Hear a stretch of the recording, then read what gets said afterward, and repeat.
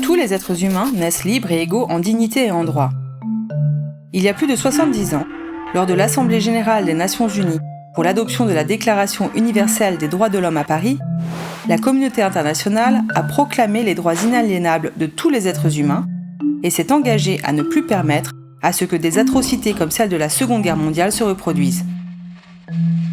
Par conséquent, les États se sont engagés à protéger les droits de toute personne se trouvant sur leur territoire, qu'ils soient étrangers, migrants faisant l'objet d'un trafic illicite ou victimes de la traite.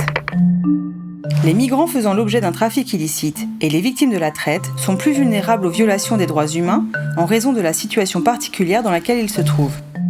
Ils peuvent être soumis à de graves abus et à l'exploitation par les passeurs ou les trafiquants qui contrôlent leur situation.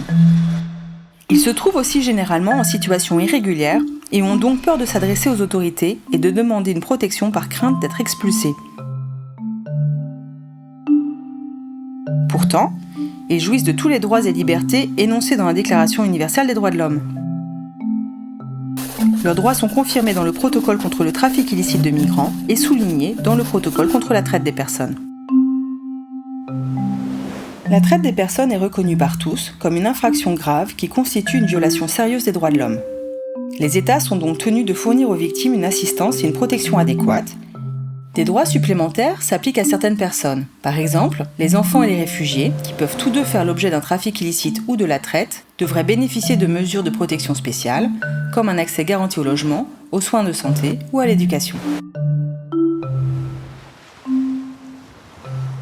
Les migrants qui font l'objet d'un trafic illicite ne sont pas considérés comme des victimes en soi.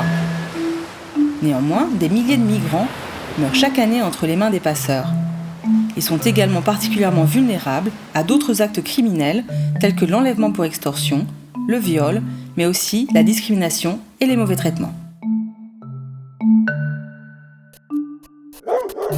Les migrants faisant l'objet d'un trafic illicite sont souvent considérés comme des délinquants et privés de la protection appropriée de leurs droits, de l'assistance et de l'accès à la justice lorsqu'ils sont victimes d'un trafic illicite aggravé. Il est donc essentiel d'examiner leur situation au cas par cas pour s'assurer que leurs droits, en tant qu'êtres humains, réfugiés, enfants ou victimes, sont également pleinement protégés. Chacun peut se prévaloir de tous les droits et de toutes les libertés sans distinction aucune, notamment de race, de couleur, de sexe, de langue, de religion, d'opinion politique ou toute autre opinion, d'origine nationale ou sociale, de fortune, de naissance ou de toute autre situation.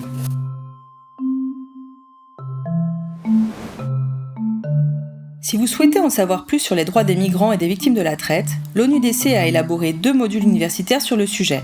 Ces outils, qui font partie d'une série de 14 modules, visent à fournir aux universitaires un outil pratique pour enseigner différents sujets liés au trafic illicite de migrants et à la traite des personnes.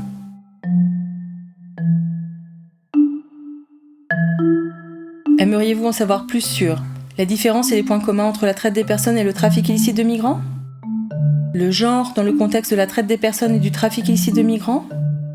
Comment les enfants sont affectés par le trafic illicite et la traite des personnes ? Alors rendez-vous sur www.unodc.org/E4J.